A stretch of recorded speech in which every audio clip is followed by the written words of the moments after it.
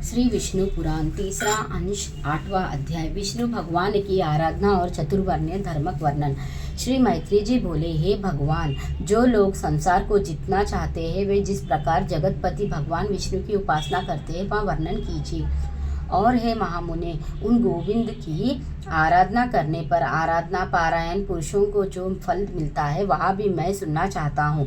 श्री परशुराज जी बोले, हे मैत्रेय, तुम जो कुछ पूछते हो यही बात महात्मा सागर ने ओवर्स से पूछी थी। उसके उत्तर में उन्होंने जो कुछ कहा वहाँ मैं तुमको सुनाता हूँ, श्रवण करो। हे मुनि श्रेष्ठ, सागर ने भृगु वंशी महात्मा और को प्रणाम करके उनसे भगवान विष्णु की आराधना के उपाय और विष्णु की उपासना करने से मनुष्य को जो फल मिलता है उसके विषय में पूछा था। उनके पूछने पर ओवर ने यत्नपूर्वक जो कुछ कहा था वह सब सुनो। और वो बोले, भगवान विष्णु की आराधना करने से मनुष्य भूमंडल संबंधी समस्त मनोरथ स्वर्ग से भी श्रेष्ठ ब्रह्म पद और परम निर्वाण पद भी प्राप्त कर लेता है। हे राजेंद्र, वहाँ जिस जिस फल की जितनी जितनी इच्छा करता है, अल्प हो या अधिक, श्री अच्युत की आराधना से निश्चय ही वह सब प्राप्त कर लेता है। और हे भूपाल, तुमने जो पूछा कि हरि की आराधना किस प्रकार की जाए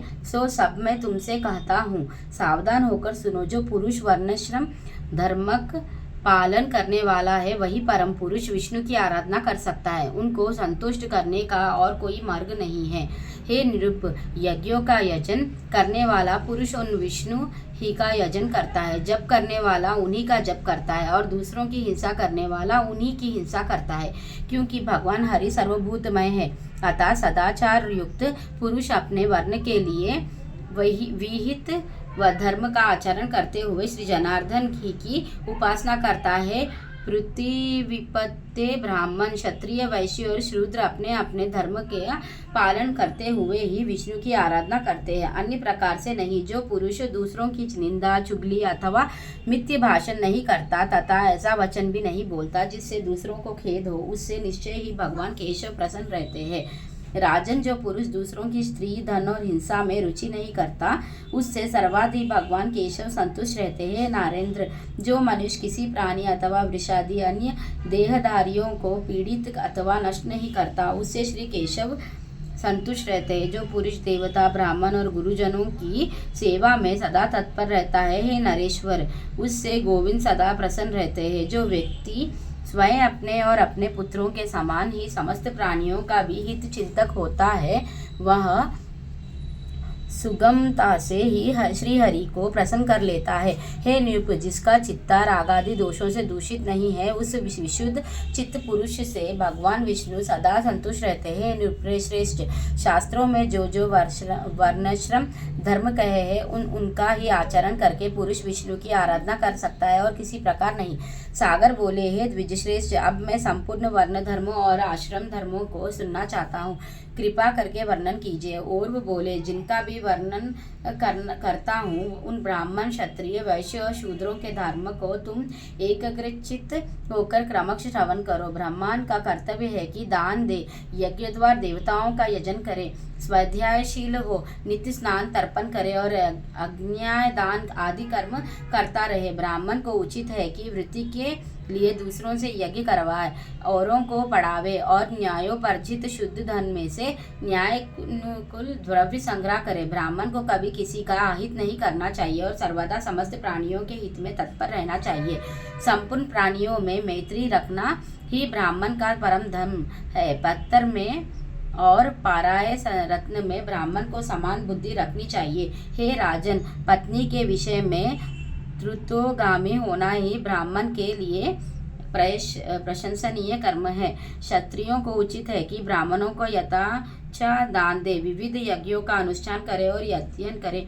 शास्त्र धारण करना और पृथ्वी की रक्षा करना ही क्षत्रिय की उत्तम आजीविका है। इनमें भी पृथ्वी पालन की उत्कृष्ट है। पृथ्वी पालने से ही राजा लोग कृतकृत्य हो जाते हैं, क्योंकि पृथ्वी में होने वाले यज्ञादि क्रमों का अंश राजा को मिलता है। जो राजा अपने वर्ण धर्म को स्थिर रखता है। वह दुष्टों को दंड देने और साधु जनों का पालन करने से अपने अभिष्ट लोगों को प्राप्त कर लेता है। हे नारनाथ, लोक पितामह ब्रह्मा जी ने वैश्यों को पशुपालन, वाणिज्य और कृषि ये जीविका रूप से दिया है। अध्ययन, यज्ञ, दान और नित्य नैमित्तिक आदि कर्मों का अनुष्ठान, ये कर्म उसके लिए भी विविध है।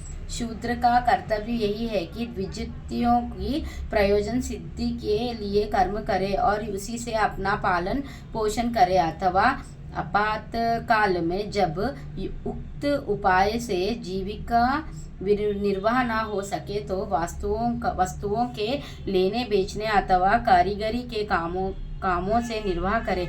अति नम्रता, सोच, निष्कपट स्वामी सेवा, मंत्रहीन यज्ञ, अस्तेय सत्संग और ब्राह्मण की रक्षा करने, ये शूद्र के प्रधान कर्म है। हे राजन, शूद्र को भी उचित है कि दान दे, बलि, वैष्णव अथवा नमस्कार आदि अल्प यज्ञों का अनुष्ठान करे, पितृ श्राद्ध आदि कर्म करे, अपने आश्रित कुटुंबियों के भरण पोषण के लिए सकल वर्णों से द्रव्य संग्रह करे और श्रोत्रकाल में अपनी ही स्त्री से प्रसंग करे।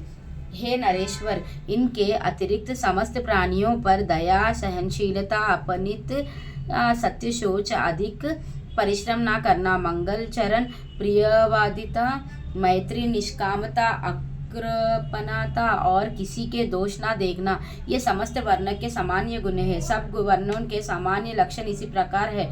अब इन ब्राह्मण आदि चारों वर्णों के आपत्ति में और गुणों का श्रवण करें। आपत्ति के समय ब्राह्मण को क्षत्रिय और वैश्य वर्णी की वृत्ति का अवलंबन करना चाहिए तथा क्षत्रियों को केवल वैश्य वृत्ति का ही आश्रय लेना चाहिए। दोनों शूद्र का कर्म, सेवा आदि कभी न करे। हे राजन, इन उपरुक्त वृत्तियों को भी समर्थ होने पर त्याग दे, केवल आपातकाल में ही इनका आश्रय ले, कर्म संकरत कर्मों का मेल न करे। हे राजन, इस प्रकार वर्ण धर्मक वर्णन तो मैंने तुमसे कर दिया, अब आश्रम धर्मों का निरूपण और करता हूँ, सावधान होकर सुनो। इस प्रकार श्री विष्णु पुराण के तीसरे अंश में 8वां अध्याय समाप्त।